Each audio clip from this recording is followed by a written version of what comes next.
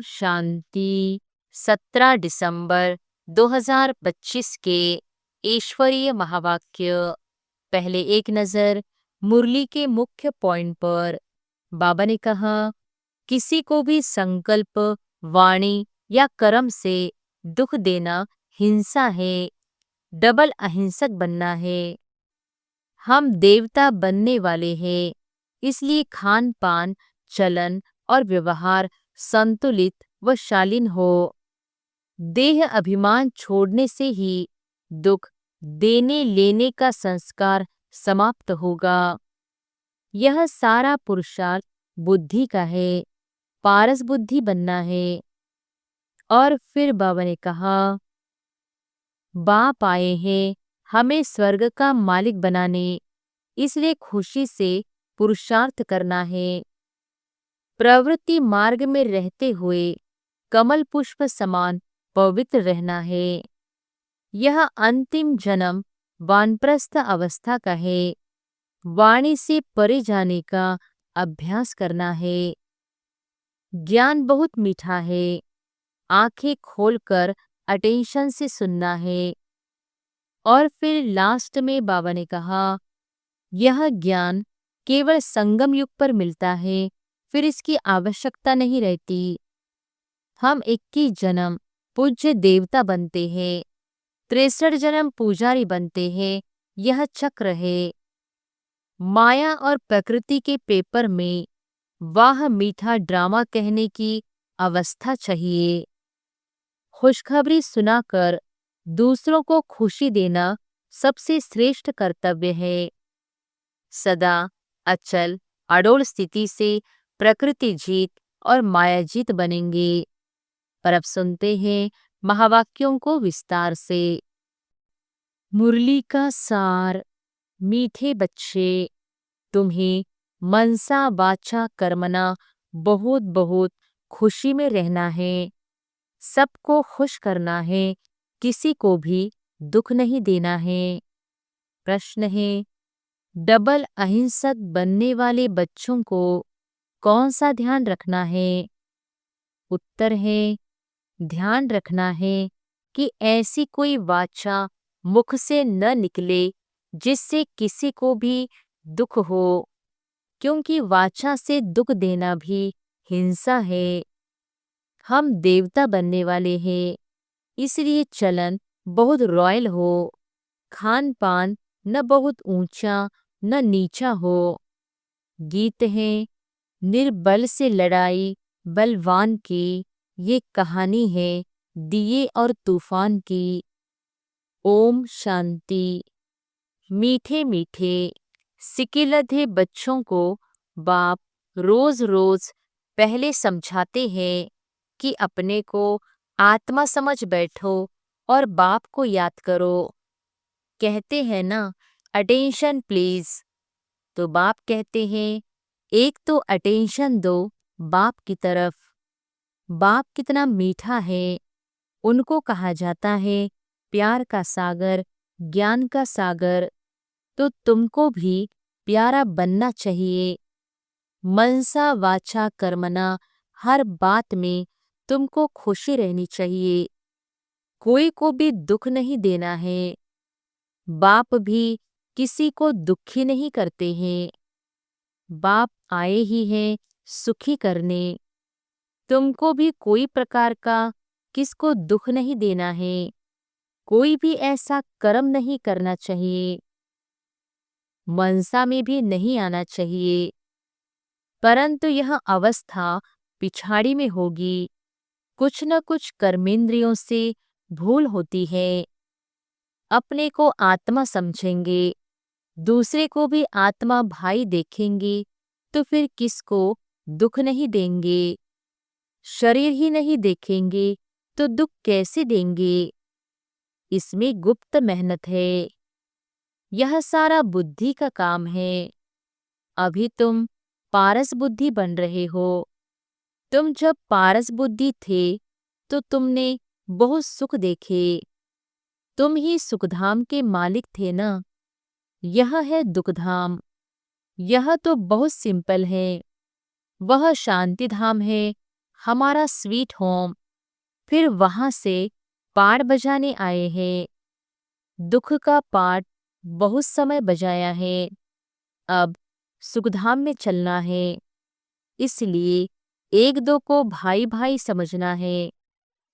आत्मा आत्मा को दुख नहीं दे सकती। अपने को आत्मा समझ आत्मा से बात कर रहे हैं। आत्मा ही तख्त पर विराजमान है। यह भी शिव बाबा का रथ है ना। बच्चियां कहती हैं, हम शिव बाबा के रथ को श्रृंगारते हैं, शिव बाबा के रथ को खिलाते हैं, तो शिव बाबा ही याद रहता है। वह है ही कल्याणकारी बाप। कहते हैं मैं 5 तत्वों का भी कल्याण करता हूँ। वहाँ कोई भी चीज कभी तकलीफ नहीं देती है। यहाँ तो कभी तूफान, कभी ठंडी, कभी क्या होता रहता है। वहाँ तो सदैव बाहरी मौसम रहता है, दुख का नाम नहीं। वह है ही हेवन। बाप आए हैं तुमको हेवन का मालिक बनाने।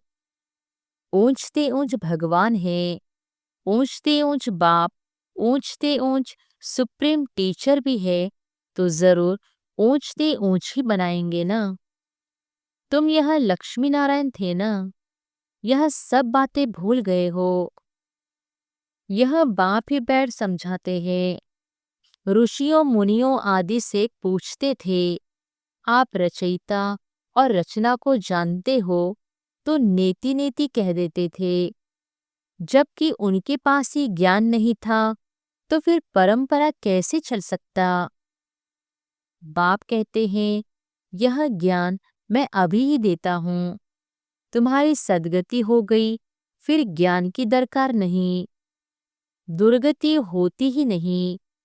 सतयुग को कहा जाता है सद्गति, यहाँ है दुर्गति। परंतु यह भी किसको पता नहीं है कि हम दुर्गति में हैं। बाप के लिए गाया जाता है, लिबरेटर, गाइड, खिवैया। विषय सागर से सबकी नैया पार करते हैं, उसको कहते हैं 1/4। ओम शांति। बाप दादा मधुबन क्षीर सागर, विष्णु को क्षीर सागर में दिखाते हैं। यह सब है भक्ति मार्ग का गायन।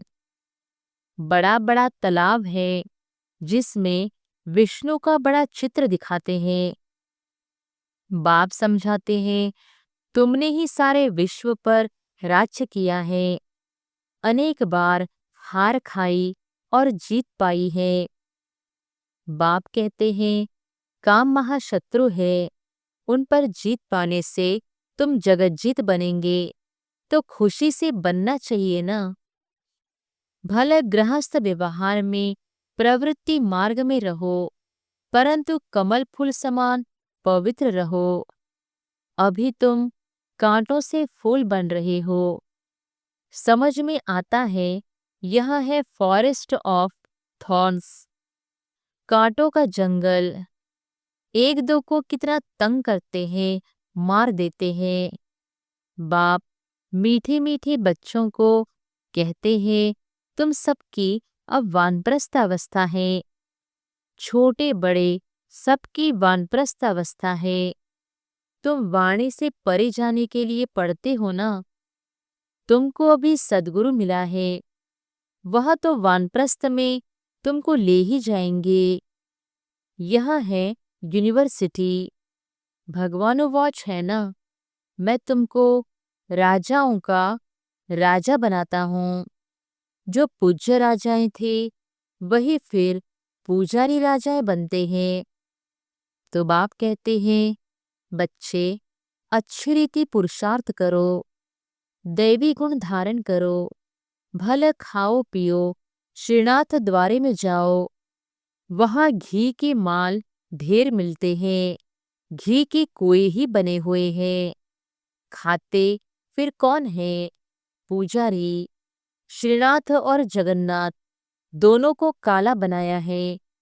जगन्नाथ के मंदिर में देवताओं के गंदे चित्र हैं, वह चावल का हंडा बनाते हैं। वह पक जाने से 4 भाग हो जाते हैं। सिर्फ चावल का ही भोग लगता है, क्योंकि अभी साधारण है ना। इस तरफ गरीब और उस तरफ साहूकार। अभी तो देखो कितने गरीब है, खाने पीने को कुछ नहीं मिलता है। सतयुग में तो सब कुछ है। तो बाप आत्माओं को बैठ समझाते हैं, शिव बाबा बहुत मीठा है। वह तो है निराकार। प्यार आत्मा को किया जाता है ना, आत्मा को ही बुलाया जाता है। शरीर तो जल गया, उनकी आत्मा को बुलाते हैं, ज्योति जगाते हैं। इससे सिद्ध है आत्मा को अंधियारा होता है। आत्मा है ही शरीर रहित, तो फिर अंधियारे आदि की बात कैसे हो सकती है। वहां यह बातें होती नहीं। यह सब है भक्ति मार्ग। बाप कितना अच्छी रीति समझाते हैं। ज्ञान बहुत मीठा है, इसमें आंखें खोलकर सुनना होता है। बाप को तो देखेंगे ना। तुम जानते हो शिव बाबा यहाँ विराजमान है, तो आंखें खोलकर बैठना चाहिए ना। बेहद के बाप को देखना चाहिए ना। आगे बच्चियां बाबा को देखने से ही ध्यान में चली जाती थी। आपस में भी बैठे बैठे ध्यान में चले जाते थे। आंखें बंद और दौड़ती रहती थी। कमाल तो थी ना। बाप समझाते रहते हैं, एक दो को देखते हो तो ऐसे समझो हम भाई आत्मा से बात करते हैं। भाई को समझाते हैं, तुम बेहद के बाप की राय नहीं मानेंगे। तुम यह अंतिम जन्म पवित्र बनेंगे तो पवित्र दुनिया के मालिक बनेंगे। बाबा बहुतों को समझाते हैं। कोई तो फट से कह देते हैं, बाबा हम जरूर पवित्र बनेंगे। पवित्र रहना तो अच्छा है। कुमारी पवित्र है तो सब उनको माथा टेकते हैं। शादी करती है तो पुजारी बन पड़ती है। सबको माथा टेकना पड़ता है। तो प्योरिटी अच्छी है ना। प्योरिटी है तो पीस प्रॉस्पर्टी है। सारा मदार पवित्रता पर है। बुलाते भी हैं, हे पति पावन आओ। पावन दुनिया में रावण होता ही नहीं। वह है ही रामराज्य। सब खीरखंड रहते हैं। धर्म का राज्य है। फिर रावण कहाँ से आया। रामायण आदि कितना प्रेम से बैठ सुनाते हैं। यह सब है भक्ति। तो बच्चियां साक्षात्कार में डांस करने लग पड़ती है। सच की बेड़ी का तो गायन है। हिलेगी लेकिन डूबेगी नहीं।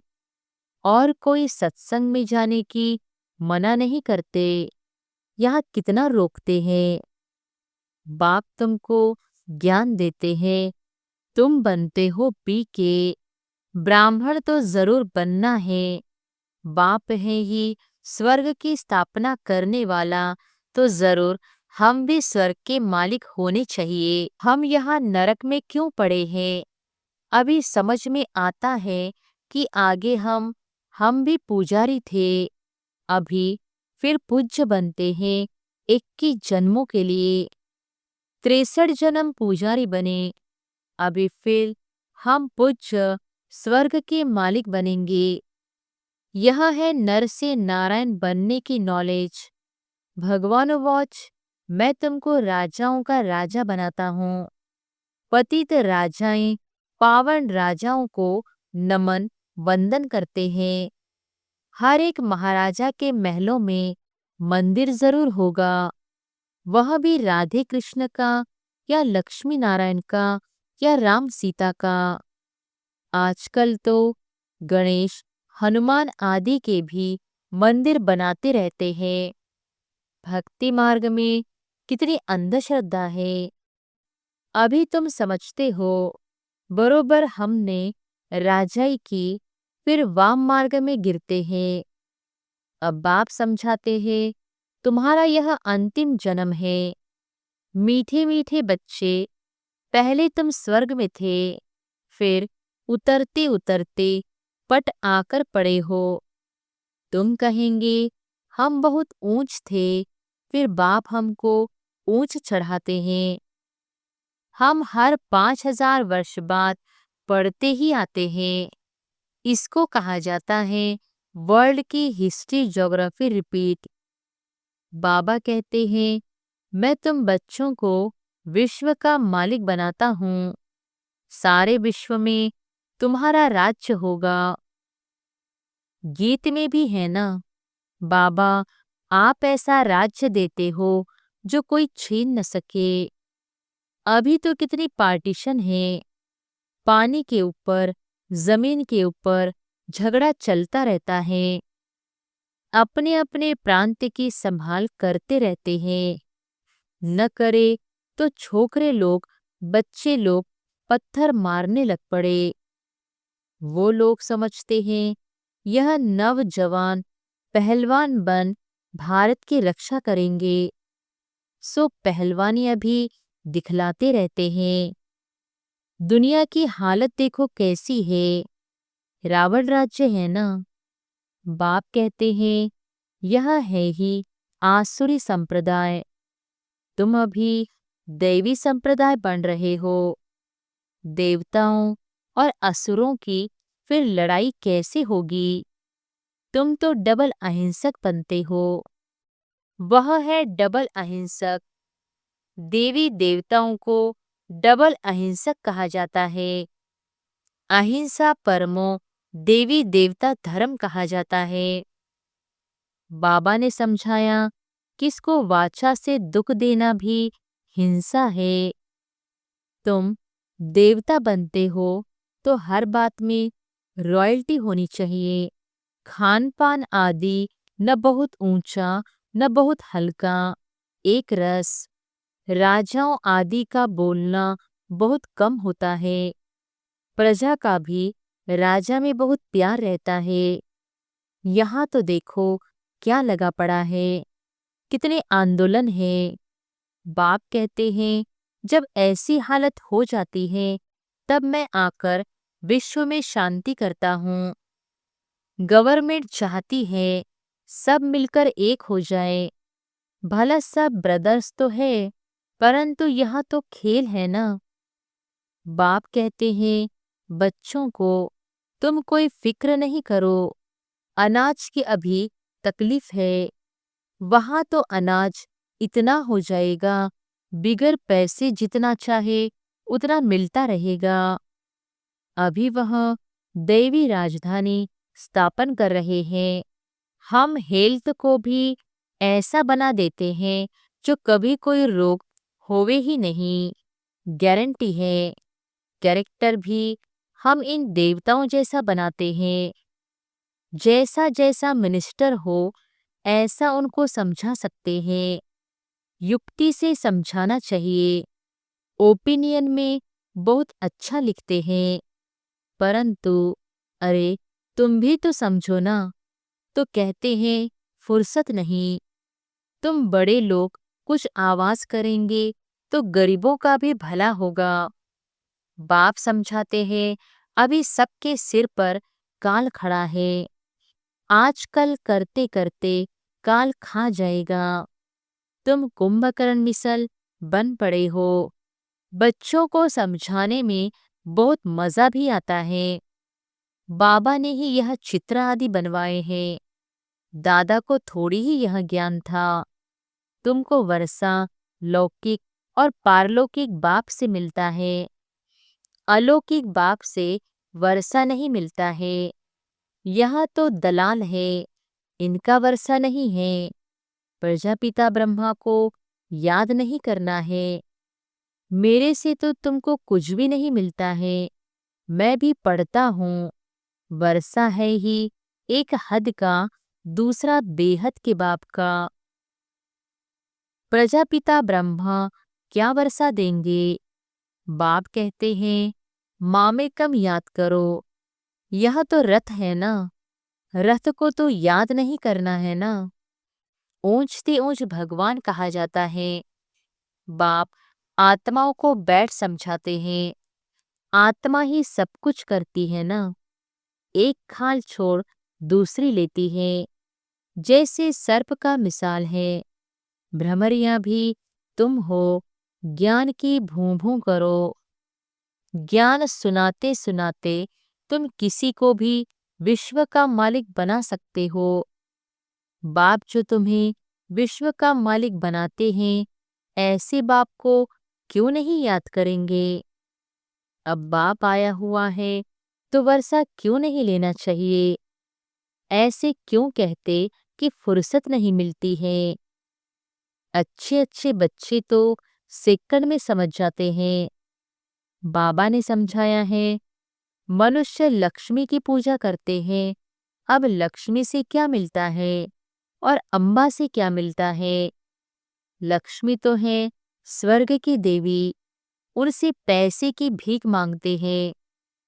अम्बा तो विश्व का मालिक बनाती है, सब कामनाएं पूरी कर देती है।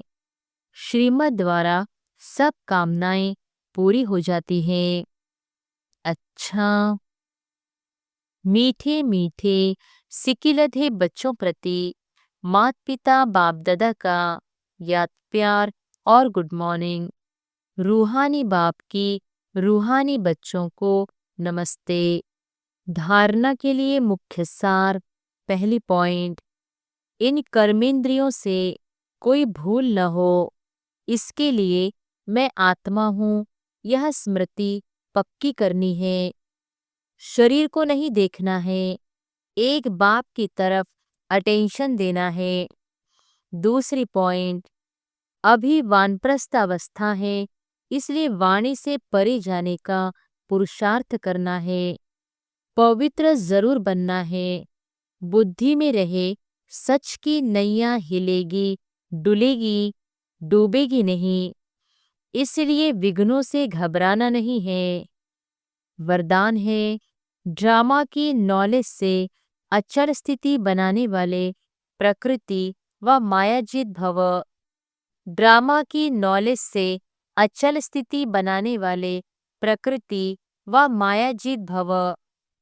प्रकृति व माया द्वारा कैसा भी पेपर आए, लेकिन जरा भी हलचल न हो। यह क्या, यह क्यों, यह क्वेश्चन भी उठा, जरा भी कोई समस्या वार करने वाली बन गई तो फेल हो जाएंगे। इसलिए कुछ भी हो, लेकिन अंदर से यह आवाज निकले कि वाह मीठा ड्रामा वाह। हाय क्या हुआ, यह संकल्प भी न आए। ऐसी स्थिति हो जो कोई संकल्प में भी हलचल न हो, सदा अचल अड़ोड़ स्थिति रहे।